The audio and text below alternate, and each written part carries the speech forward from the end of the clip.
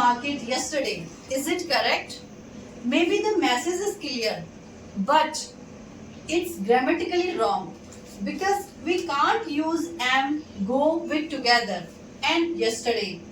Hello everyone, my name is Pooja and welcome to my channel Learn with Pooja. So I will teach you how we will be fluent and how we will learn English step by step. So firstly, the question arises on your mind, I think, that why need to learn grammar rule? Because it builds our confidence. ये हमारी confidence को बढ़ाता है. जैसे जैसे आप grammar सीखते हैं आपके कॉन्सेप्ट क्लियर होते जाते हैं, स्टेप बाय स्टेप लर्न करते हैं.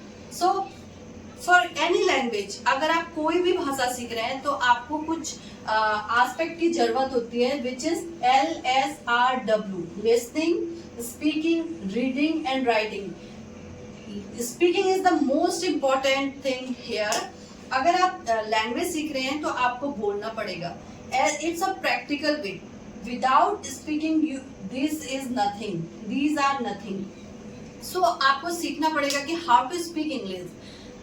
अगर आप एक मैसेज आपका क्लियर है, but it's not right. So I will tell you benefit of learning grammar rules. The first one is fluency. अगर आपको ग्रामर अच्छे से आती है तो आप you would be fluent. Yes. क्योंकि ये स्मूथ सेलिंग का काम करता है. As like traffic police control traffic, grammar rules control language. So ये आपकी लैंग्वेज को कंट्रोल करता है. The next one is confidence. It builds confidence. Yes, if you know all the rules of grammar, so it will help us to build our confidence. The next one is misunderstanding. As like I am giving one example, your friend came in your house and he said, let's play. We are playing. But in place of are, he will use were. Let's play, we were playing. So how you will understand what he actually want to say? Because in place of are, he used were. Means हम खेल रहे थे. So it's a totally different. So means meaning to meaningless, means आप अर्थ का अनर्थ हो जाएगा अगर आपने एक भी गलत यूज कर दिया तो. So that's why it's a misunderstanding, means आपको कंफ्यूजन हो जाएगा. The next one is impression. अगर आप एक स्टूडेंट हैं, अगर आप कोई वर्क प्रोफेशन पे हैं तो आपको इंटरव्यू देना होता है, आपको फॉर्मली वहाँ पे बात करनी होती है और ये इम्प्रेशन बढ़ाने में भी आपकी हेल्प करेगा. So these are the benefit of learning grammar. So I'm here to make you learn. I'm here to teach you grammar from scratch. I will teach you grammar. We will start from articles. So firstly the question arises, what are articles? So articles क्या होते हैं? Articles are those words which place before noun or pronoun. So article ऐसे word होते हैं जिसे हम noun से पहले लगाते हैं और वो क्या क्या होते हैं? वो होते हैं a, n, the. अब मैं आपको वन बाय वन पढ़ाऊंगी कि ये होते क्या है. आपने जरूर सुना होगा he is a boy. A is article. It is an umbrella. N is article. So I will tell you one by one. Where we use a we use consonant sound.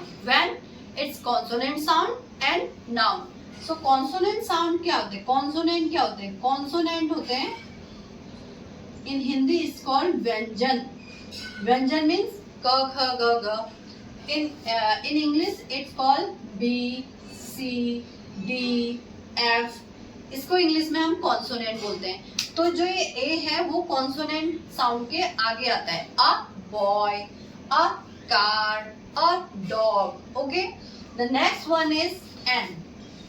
And when we use N, so ये बहुत tricky हो जाता है क्योंकि इसको हम English के vowels में नहीं लगाते. वॉवल्स कितने होते हैं? 5 वॉवल्स होते हैं. A, E, I, O, U. तो मैंने बहुत सारी बुक्स में पढ़ रखा है कि इसे हम वॉवल्स के आगे लगाते हैं. But we don't use before vowels. We use Hindi sound के अनुसार.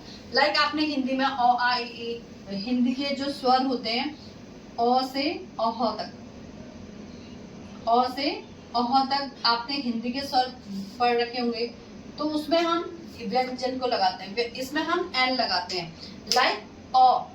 अगर आपको अ साउंड ही आ साउंड हिंदी वॉवल्स के अनुसार, इसमें ये ट्रिक है, क्योंकि कुछ एक्सेप्शन होते हैं, जैसे honest, but spelling start for HONEST, but we use N because we will go Hindi sound. Honest, honest, O is Hindi swer. And the next one is university.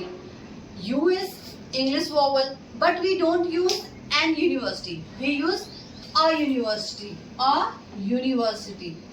So here it's a Hindi verb, Hindi vyanjan means yaw. So we will not use an here. We will use a. And the next one is the. Where we use the we use for specific thing. We use for specific thing. Like specific things क्या होते हैं? Like Taj Mahal, the Taj Mahal. Specific लोगों के लिए, like the Mahatma Gandhi, the Holi river Ganga, the Ganga means कुछ जो specific होते हैं उन लोगों के लिए, उन चीजों के लिए हम किसको यूज करते हैं? द को. So do you understand?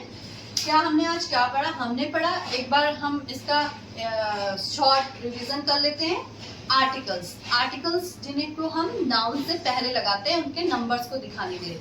Specially 1 number आते हैं ए और एन में. जब आ हम यूज करते हैं कॉन्सोनेंट के लिए, जो व्यंजक होते हैं, like apart from vowels, like B, C, D, E. So not E, D. So we will use A. And where we use N, we use for Hindi vowel sound.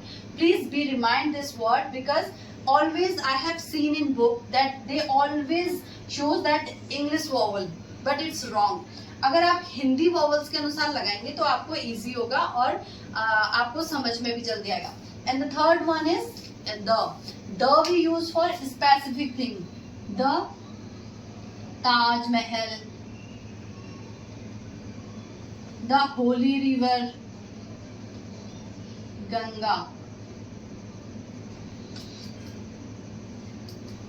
So this is the today's concept.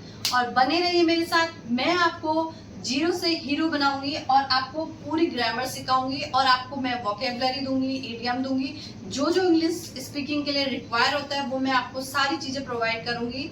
And follow for me. Thank you.